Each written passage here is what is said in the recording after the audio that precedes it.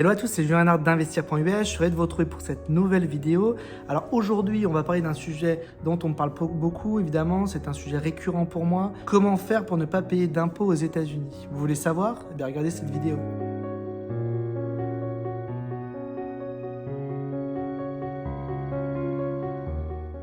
Alors tout d'abord, il faut savoir qu'il n'y a pas de recette magique. À partir du moment où vous allez investir aux États-Unis, posséder un actif, générer un revenu, vous allez être soumis à un impôt fédéral. C'est l'impôt de Washington. C'est un impôt aussi bien sur le revenu, mais également un impôt sur les sociétés avec une base commune. Donc que vous investissiez en Alaska, en Floride, en Californie, à New York ou dans le Mississippi, tout le monde doit payer un impôt à Washington. Maintenant, il y a des différences d'un État à un autre, avec certains États qui sont connus pour faire payer beaucoup plus d'impôts que d'autres États. Déjà, je pense à la Californie, à New York, ce sont des États où vous allez avoir beaucoup d'impôts. Je ne vais pas tous les citer, mais ces deux-là particulièrement sont des États qui sont très connus des Européens, donc je préfère le dire d'ores et déjà, puisque c'est quelque chose que certains ne savent pas. Maintenant, parmi les États les plus favorables, bien sûr la Floride, Delaware, le Tennessee, pareil, il y a toute une liste d'États qui est favorable. Évidemment, ceci dépend généralement de la politique du gouverneur, de son étiquette politique, démocrate, républicain. Généralement, les États républicains sont des États beaucoup moins sujets aux taxes. Ne pas payer d'impôts du tout, ça reste très compliqué. Je sais qu'il y a le mythe Jeff Bezos qui ne paye pas du tout d'impôts alors que c'est l'homme le plus riche au monde ou un des hommes les plus riches au monde. Évidemment que dans certains cas particuliers, quand on est extrêmement bien accompagné par une batterie d'avocats et de fiscalistes, on peut faire des montages très compliqués avec des trusts aux Bahamas, avec tout un tas de véhicules qui sont complètement légaux et qui permettent de supprimer l'impôt. Moi, je vous parle à vous comme ce que je fais pour moi, c'est-à-dire nous sommes des gens de la société normale du coup, on n'a pas accès à toutes ces ressources-là. Donc mes astuces, qui sont des astuces rationnelles, opérationnelles, la première chose, c'est pour de l'immobilier, activer l'effet de levier. Faites de l'emprunt, c'est une très bonne manière de ne pas avoir d'impôts à payer généralement, puisque les biens, vous savez, dans le résidentiel aux États-Unis sont amortissables sur 27 ans et demi.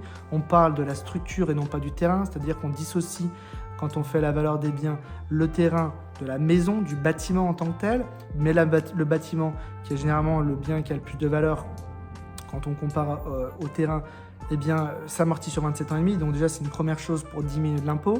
Puis surtout, c'est quand vous faites de l'emprunt, les intérêts de l'emprunt passent en charge. Donc vous avez là matière à vraiment compenser le profit que vous pourriez faire et le diminuer, voire l'effacer complètement pour ne pas avoir du tout d'impôt à payer auprès de l'IRS, du fisc américain. L'autre astuce que je peux vous donner, c'est dans le cadre d'une LLC, par exemple une corporation. Si vous mettez en place une entité juridique, d'un point de vue fiscal, vous allez avoir l'opportunité plus facilement de passer un certain nombre de charges. Alors, des charges qui sont faciles, qui peuvent être montrées facilement auprès de l'administration fiscale, des charges de voyage, même certaines charges de nourriture, par exemple, qui peuvent être passées, des charges de transport. Voilà, ça permet également de diminuer l'impôt de sa société. Il faut savoir qu'aux États-Unis, il n'y a pas d'abus de biens social, donc on peut passer avec sa carte bancaire de sa société toutes les frais que l'on veut. Évidemment, certains achats pourront être passés en charge, mais un certain nombre ne seront pas passés en charge. Il faut savoir qu'il y a un certain nombre de charges, de types de charges. Je pense par exemple aux récréatifs, je pense aux charges de nourriture, même les charges, vous allez au supermarché, vous achetez de la nourriture, vous avez des quotes-parts en fait. Donc l'IRS vous permet de prendre 50% de la nourriture comme charge sur votre société. Donc on ne s'amuse même pas à garder les tickets de caisse aux États-Unis, comme certains peuvent le faire en France, évidemment pour justifier de ça auprès de son comptable, auprès du fisc français. Je pense aux Français qui m'écoutent. Aux États-Unis, ce n'est pas du tout le cas, on n'a pas besoin de faire ça. Maintenant, si l'on parle d'autres taxes, je pense à la plus-value, par exemple, l'impôt sur la plus-value, vous avez des moyens de complètement déférer cet impôt sur la plus-value. Généralement, la plupart du temps, quand on est sur une plus-value dite longue, c'est-à-dire supérieure à un an, et le montant de la plus-value est inférieur à 500 000 $, pour donner les chiffres en gros, vous allez avoir 15% de plus-value à payer. Cette plus-value, il est complètement possible, cet impôt, il est complètement possible de le déférer en faisant ce qu'on appelle un échange 1031, c'est-à-dire qu'on fait appel à une société spécifique qui s'appelle un exchanger, et donc de revendre son bien. L'argent au moment de la revente part chez l'exchanger, qui est un compte séquestre, qui lui procédera à la transaction. Vous devez, dans les 6 mois, dans le cas d'un échange 1031, racheter un bien qui soit au moins équivalent au montant de la plus-value. Et dans ce cas-là, pas d'impôt de la plus-value.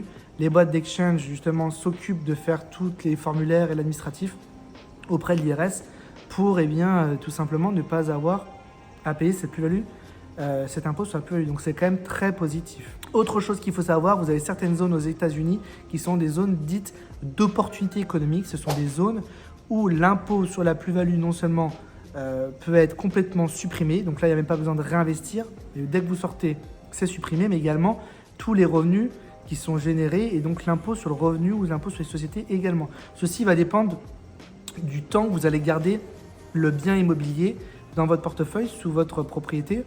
Plus vous gardez longtemps, plus vous allez pouvoir avoir simplement 100% de crédit sur votre impôt. Il y a différents paliers. Les paliers inférieurs vous donnent un crédit intermédiaire. Mais je vous parle de ça parce que la zone de Pickwick Lake notamment, où on investit, où on est actif depuis maintenant plus de 2 ans, est une zone d'opportunité économique. Et donc, il y a un vrai intérêt fiscal là-bas. Je vous remercie beaucoup de m'avoir regardé sur cette vidéo. J'espère que ça vous a plu. Si vous voulez en savoir plus sur l'imposition et notamment discuter des zones d'opportunité économique, de comment réduire son imposition aux États-Unis, une seule adresse, contact@investir.us ou directement le lien en description. N'hésitez pas à nous contacter. N'hésitez pas également à commenter sous cette vidéo. Je vous dis à bientôt. Bye bye.